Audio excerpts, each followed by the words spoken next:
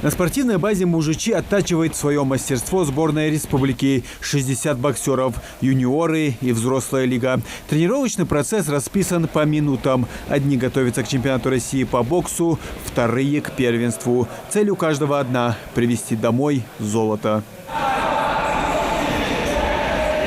На чемпионат мира уже отобрались 4 участника. Все мастера и кандидаты в мастера спорта. Бои пройдут в 10 весовых категориях. Ибрагим Таркоев выступает в группе 60 килограмм. Пока он мало что знает о своих соперниках, но подготовку проводит, учитывая все. Это его первый чемпионат мира. Ему только исполнилось 18 лет. До этого спортсмен 2 раза отбирался на первенство России. Сначала был в резерве сборной, а во второй раз получил бронзу. Благодаря многочисленным соревнованиям и турнирам, как республиканских и всероссийских, боксер изучил детально стиль борьбы и свои недочеты. Чемпионат России среди молодежи намного сильнее, и соперник там взрослые, там лучше. Но мы с тренерами подготавливаемся хорошо, иншаллах, сделаем там хороший результат.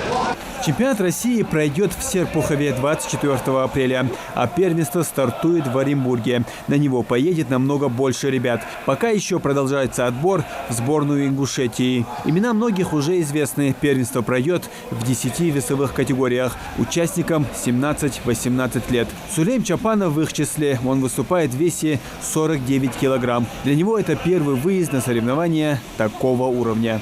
Россия охла отбор ахайрас, юность России ахайрас, на чемпионат России. Сборы Дерек Хамадек Ахегдеждет России ахка. Уже чудо по кикбоксингу есть чемпионат России. Бокса, кикбокса бокс. Со сборной боксеров занимаются квалифицированные тренеры. Мастера спорта по боксу Абдулкадыр Хамхоев, Абу Дарсигов, Магомед Леймоев, Хусен Тимурзиев и Рустам Брондуков. Он работает с каждым индивидуально и большой акцент ставит на психологическую подготовку подопечных, особенно над сдерживанием агрессии, что немаловажно для выносливости во время боя. Мы готовим основном на физику, и это чтобы специальная физика была, чтобы боксер, они не уставали, когда у них специальная физика появится и общая физика, боксер будет уверенно выступать в бою, у него мышление появится, он будет превосходить в силе. Когда он превосходит в силе, он уже знает, что он выиграет этого соперника, которому раньше проиграл. Вот для этого это самое главное психологическая подготовка боксера. Место сбора выбрали с учетом условий свежего воздуха и расположения базы на высоте. В предгорном районе после общефизических тренировок, таких как пробежек и простой зарядки, вырабатывается стойкость к изнурительным нагрузкам. Тренеры составили специальный график подготовки. Утренняя зарядка у нас начинается, утренняя тренировка, мы ее зарядкой называем. В 7:30 с утра дети встают. Проходит утренняя тренировка 1,5 часа. После этого завтрак, потом в 11 часов у нас вторая тренировка. И вечерняя в 4 часа вечера вечерняя тренировка. График очень загруженный.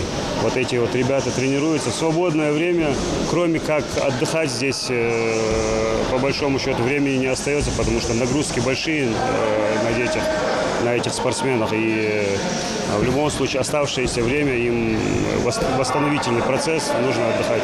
Ко всему этому добавляются и условия, созданные на базе отдыха. Силы спортсмены могут восстановить не только в комнатах отдыха, но и в парилках. Здесь обеспечено и 4-разовое питание. Предпочтением обычно а мы стараемся, чтобы чисто для спортсменов. А